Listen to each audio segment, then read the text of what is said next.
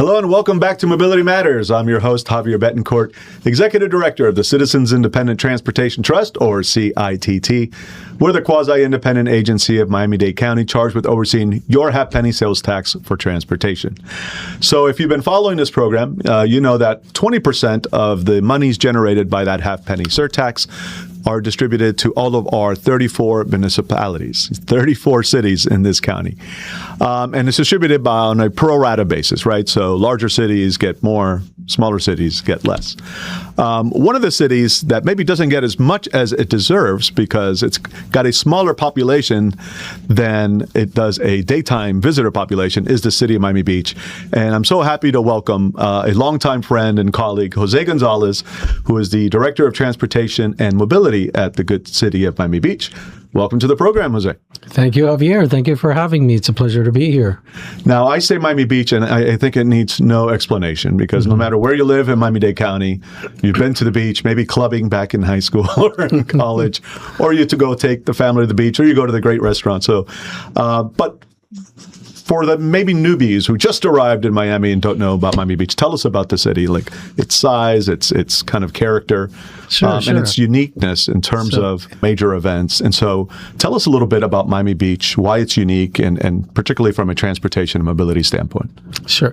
So Miami Beach is a barrier island that is only 7 square miles in size, but there's a lot that goes on within those 7 square miles. But the city itself, as you mentioned, from a population standpoint, it's not a large city. We're approximately 80,000 residents. However, on any given day, there are over 200,000 people in our city between tourist visitors, workforce, and residents, of course.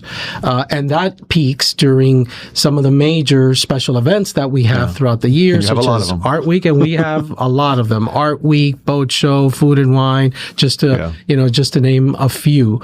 So we have some unique challenges as a result of our geography and the fact that we're an international destination. People from all over the world know Miami Beach. They save throughout the year to come vacation in Miami Beach. So we're very proud of that. But we have some unique challenges in balancing mobility with quality of life for our residents. Right. And in addition to having all those cars coming in and out, it's probably the most pedestrian and bike-friendly community we have. And it's just a city, the way it's built lends itself to that. And so on top of all of the traffic, you have to kind of balance the pedestrians and the cyclists, increasingly transit, right? Which I know the city runs a lot of. So tell us about that aspect of it, how you balance those different modes. Sure. So about 10 years ago, we completed a master plan, a transportation master plan, very progressive at that time. And that master plan prioritized pedestrians first, transit and bicycles second, and the private vehicles last. And the master plan was that master plan is our blueprint for our city. Now, it's 10 years old now, so because that was adopted back in 2016. Which in Miami Beach years is like 50, right? It's like 50. So we're actually in the process of updating that transportation plan, but it's still built, on that framework of pedestrians first. We are a pedestrian-focused city. So over the past 10 years, since the adoption of that master plan, we've embarked on so many dozens and dozens of projects that prioritize pedestrian safety, pedestrian mobility, bicycle safety as well. For example, we've built over 30 miles of bike lanes, many of them protected bike lanes, shared use paths over the past 10 years to the point that we now have over 40 miles. In a 7 square mile city, we have over 40 miles of bike lanes, shared use paths. We've connected our beach walk, which is now continuous from the southern point, South Point Park, all the way up to our city limit of 87th Terrace, and it even wraps around South Point Park, where Smith and Walensky is, and goes up the Bay Walk on the bay side of our city, up to Fifth Street. So there's about probably 10 to 11 miles right there of shared use paths just along the eastern coast of our city. Yeah, I like to plug for Smith & Wollensky. You'll be getting a steak dinner tonight. That was kidding. And what's really amazing about Miami Beach is you're doing all these amazing things, and yet you don't get nearly the amount of surtax funds, the half-penny funds, to pay for it all, right? Because, again, that is based purely on your residential population, which isn't really that large. But your daytime population is really what's driving a lot of the transportation and mobility challenges, and yet you don't really get half-penny funds to address those. So what is the city doing to really pay for all these things? Because your services and your projects are well above what you're getting from us. That is very true, Javier. So we've had to get creative in terms of our funding sources because, as you mentioned, the half-cent surtax in and of itself cannot nearly fund all the transportation projects and services that we are providing. As a matter of fact, the PTP funds are strictly allocated just to the trolley, and that's not even enough to cover our entire trolley service. You have an extensive service. And we have a pretty robust, trolley service that covers the entire city, runs 15 hours a day, 7 days a week, 365 days a year. How many routes now? I'm sorry? How many routes now? We have a total of 4 routes. Yeah. We have a loop in North Beach, a loop in Mid Beach, a loop in South Beach, and then we have the Collins Express, which is the north-south spine that ties it all together. Amongst the 4 loops, we carry close to 4 million passengers a year. So all our vehicles are highly utilized, many times at capacity. So we're really looking to expand that service, but we're limited, from a budgetary perspective. So what we've had to do over the years is augment the PTP funds with local funding sources and grant funding sources as well. And FDOT has actually been a very good partner throughout the years, helping us fund our trolley service as well as other transportation and mobility programs. So in addition to trolleys, for instance, you have the on-demand transit, right? We have our on-demand transit. We also have the newest addition to our transportation portfolio, which is our water taxi, our Cross Bay water taxi, which connects downtown Miami to Miami Beach. We're very excited about our free water taxi service. It's such a convenient, scenic, stress-free way to commute between Miami and Miami Beach. But currently, it only operates Monday through Friday, so we're focusing on our workforce commuters. It's not a service that is being provided on weekdays at this time, purely from a budgetary weekends at this time, purely from a budgetary standpoint. So, we are looking for partners to be able to augment our service and have more stops, more destinations. Currently, we're only providing a cross-bay service tying the 2 cities. So we're very excited about that, but we would like to serve our own city and be able to connect South Beach, Mid Beach, and North Beach in the very near future. So back to funding sources, what we've done is that we've allocated our tourist dollars, which we call our resort taxes, to augment the PTP funds and the grant dollars that we receive in order to be able to fully fund our transportation portfolio. That's helpful. It's helpful to have those dollars for sure. And it makes sense. They're the ones that are actually, impacting the city. And so it makes sense that those dollars would go towards mitigating those impacts, right? Right. So the waterborne transportation, the water taxi is really cool. It's been discussed for decades, right? We see the water and we look at places like New York where they have these ferries and we're like, why can't we do that here? The challenge has always been, there are several challenges. One of them is the manatee protection zone. Right? For transportation to work, it needs to connect people efficiently. And that trip should be quicker than the alternative in a car. But because of the manatee protection zones, the boats generally can't go very fast. So how have you guys kind of managed to address that challenge? Or is it just that the traffic is so bad that even with the manatee protection zones, the water taxi is still going to get you there faster or at least comparably and just more comfortably? And it's the latter. Okay. It takes 20 minutes, 18 to 20 minutes to get from downtown Miami to Miami Beach, or vice versa on the water taxi. On any given day when the causeways are congested, it'll take you just that long as well. So it's very comparable. It's a very comparable commute, but it's a lot more, stress-free and convenient. And we have good... It's fun. And fun. Nice. We've got good connections on both sides. We've partnered with the city of Miami on their side, and they have freebie service that comes up right to the dock. They have trolley service, several trolley routes that serve the Adrian Arch Center, which is essentially where we stop. We stop at the marina just north of the Adrian Arch Center, all within walking distance. And then, of course, Metro Mover at the Adrian Arch Center and Metro Bus. So we have good county connectivity, City of Miami connectivity, and on our side, we connect to our freebie service, we connect to our trolley service, we connect to our city bike service. So very good, seamless connections, and it's a comfortable ride. It's scenic. I've done it myself, and it's a new way of exploring and getting to know, our cities. Can you bring a fishing rod and fish out the back? No, you can't. No, not yet. Not yet. Coming soon. So you mentioned City of Miami, and it's a city you know well because you spent several years there. So let's talk about your background. So you've been at the beach, I think you said, for 15 years now. About 15 years. Which is incredible. But prior to that, I know you worked at the City of Miami, and prior to that, FDOT. So tell us about your background and some of the things you did in those capacities. Sure.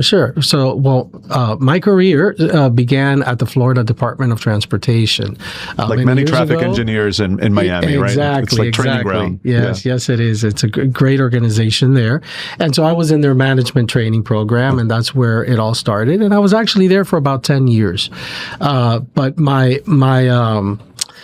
I was always drawn to public transportation. So even within the FDOT engineering organization, I was always drawn to public transportation. So I was in the public transportation office, the office that deals with the seaport, the airport, Miami-Dade County, transportation, the TPO. And so I was there for 10 years. And then from there, I went to the city of Miami, and I was a transportation manager there at Miami, and very proud of being able to start their trolley system, very successful trolley system that has just grown. And which is where you and I began to work together, right? I was at the DDA, and we wanted a trolley, and like, Jose, let's get to work. And we did it. We did it. Biscayne Brickell trolley. I remember that one. Whenever I'm in Miami and I see a City of Miami trolley pass by, it just puts a smile on my face. Because I remember even picking the colors, and with the DDA picking the bubbles on the vehicles, the circles on the vehicles. And it's grown to now 13 routes, and it's really successful in its own right. Incredible. But it started with you, Jose. So congratulations. Thank you. And then so I was at Miami for about 8 years, and then after Miami, I went to work for my city where I live. I live in Miami Beach. I've been a beach resident for many, many years, and there was an opportunity there, and became director of transportation and mobility at Miami Beach, and I've been there since for 15 years. So fantastic. And again, 15 years at City of Miami Beach is probably like 40 years somewhere else, because there's so much that is true. Kind of within that time frame. The city moves at such a fast pace. Yes, it does. Yeah. So, and you have a great team at the City of Miami Beach. We work with all the cities, and I will say you have one of the more professional staff. I mean, you really have top-notch team. Tell us about the department and all the different things you do there. Sure. So our department, it's a small team. And so we have essentially 3 divisions. We have the transit division, which oversees our trolley service, our water taxi service, the on-demand freebie service, that on-demand transit service that's operated by Freebie, and our bus shelter program. We're in the process of rolling out new iconic bus shelters, previously designed by Pininfarina, the firm Pininfarina. So very stylish, very nice. And everything the beach does has to be kind of architecturally, it's all about image. Yes. So that's what the transit division does. And there's the traffic division. We have a very, robust traffic engineering division. Traffic is a key issue, has been in our city for, many, many years now. And so our traffic division works closely with Miami-Dade County and with FDOT to just basically try to improve traffic flow on our major major thoroughfares. Right. And the traffic division is responsible for traffic studies and all that technical traffic engineering stuff. And then we have the administrative division, which deals with funding and the budget and the PTP funds, make sure that we're spending them correctly. And proud to say that we've always throughout the years been audited several times, and all the audits never come had out an issue. Squeaky clean. You guys do a great job, honestly. Thank you. So thank you. And so what are we've talked about some of the services you currently provide. What are some of the things kind of on the horizon that you're working towards? So either major infrastructure projects or new transit services, bike ped? Sure. Well, I'll start with the water taxi. We're very excited about the water taxi, but we want to expand it. Yeah. We want to really make it part of our transportation fabric. And, in order to do that, as I mentioned earlier, we want to be able to expand it north and south so that it goes not just east and west, connecting Miami and Miami Beach, but so that it also connects our residents and, our visitors and You're workforce. surrounded by water. You have the canals. I mean, it makes a lot of sense. Exactly. And so with the water taxi service, we've divided it up into 3 phases. Phase 1 is the phase that we've deployed already that connects Miami and Miami Beach. Phase 2 would connect South Beach, Mid Beach, and North Beach along the west coast of our city. And the third phase would penetrate the Indian Creek waterway that's parallel to Collins Avenue, and probably with smaller vessels at that point, but serve the eastern side of our city. So we'd serve both the eastern side, the western side, and have that cross bay connectivity. So, we're focusing on that. As I mentioned, we're looking for partnerships with the county, with the state, because this is really a regional service that we're providing. Yeah. It's connecting 2 cities. So looking forward to partnering with the county and the state going forward on that service. And we continue to expand our green bike lane network, our shared use paths. We have projects in the works, in construction, many other in the pipeline. We'd like to get to 50 miles of bike lanes and shared use paths within the next few years, within the next 5 years. It is getting increasingly difficult because it's you've done so much already, and that was probably the low-hanging fruit, right? Exactly. And now it's the more challenging. Exactly. Now it's the more challenging corridors where they're very constrained, and in order to get 1 inch of anything in, something's got to give. There's a trade-off. Yeah, and that's where, those projects become more challenging. And many of them are on state roads. And, the state has a process for lane repurposing if you want to do a bike lane. So they're lengthier, more complex projects. And we have a new trolley service that's starting late this year, early next year with new vehicles. Our current trolley service has been extremely successful, but it's reached the end of its service life. The vehicles are at least 10 years old for the most part. So it's due time to bring in a new fleet of vehicles. And so we're in the new vehicles have been ordered. They're much more convenient, comfortable for boarding and alighting of passengers. They're heavy duty vehicles to really withstand all the wear and tear, all the abuse that we give our trolley vehicles 15 hours a day, 365 days a year. Are they still traditional fuel, or are you starting to look at it's still traditional. We did yeah. look at alternative fuels, but it was just not there yet. Yeah. Not feasible, from a cost perspective, and a lot of challenges with recharging, especially vehicles that are in service for 15 hours a day, 365 days a year. You almost need two electric vehicles to do what one conventional fuel vehicle does, because the charge on an electric vehicle just won't last that long. So there's some logistical challenges as well. So we hope for the next generation of our trolley service, we'll be able to have some electric or another technology by that point. Now, the city has been, always kind of on the leading edge of a lot of things. So let's talk about technology for a second in the few minutes we have remaining. What are you looking at in terms of kind of innovation and technology, and even existing technologies like micromobility? Has the city embraced that? I know they're very controversial because, you don't want them on the sidewalks. It's dangerous for them to be on the street. It's kind of a difficult challenge. Yeah. So let's talk about that for a second. Start with the kind of the e-scooters and the e-bikes, and then branch off into other technologies and innovation? Sure. Well, I want to start with our Intelligent Transportation System project, because that's a project that's actually in construction. It has a smart parking component as well. So we call it ITS, Smart Parking And parking System. in the beach, by the way, a whole nother beast. It's a whole nother beast. That is true. But a lot of synergies between parking and transportation. So, we've partnered with parking to fold in all our parking garages and our large-sized parking lots as part of this intelligent transportation and smart parking system. But with the ITS system, we have smart cameras that use, they're AI-based, and we have them at strategic intersections throughout the city, and they're constantly collecting data, pedestrian data, bicycle data, vehicle data. They're actually also looking for near misses. A collision doesn't happen, but there may be a safety issue there. There's some near misses. We're capturing those as well.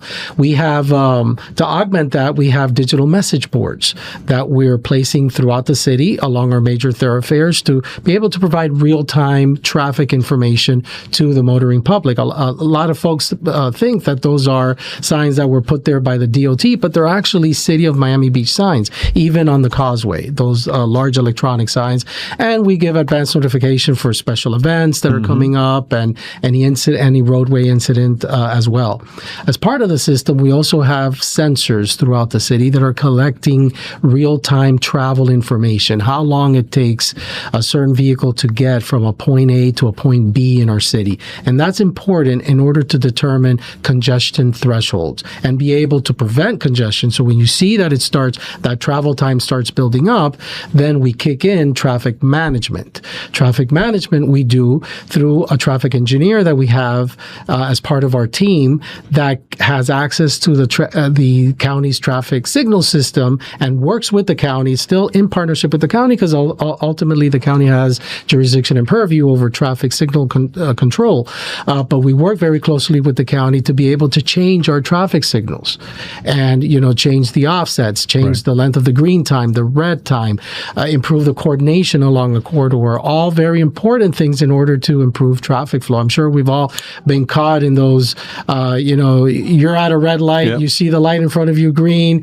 Finally, when you get the green, you approach the next light and it's red. And so we are trying to squeeze out those efficiencies. Exactly. Every second counts. So that's a big part of the Intelligent Transportation System project. With micromobility, a lot of focus in our city with micromobility.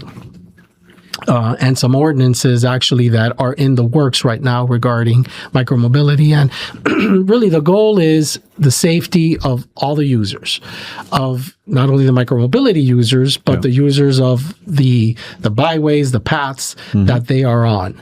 So for safety reasons, we have had to ban micromobility on the beach walk, for example. Our beach walk is a product of its success. It has thousands of people walking on it, jogging on it at any given time. Skating. Skating, you name it.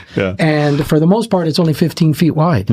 So imagine a constrained 15-foot wide path with all these, activations and then micromobility, devices as well. We allow bicycles. Much faster than everybody else is going. Much faster. That's the danger, right? Correct. It's the speed. So there's been a concerted effort to improve safety along our beach walk. It's our premier shared use path. And as part of that, we've actually drawn a center line along our beach walk and, to basically advise people to keep to the right. In this country, we drive on the right side of the road, so we should walk on the right side of the road.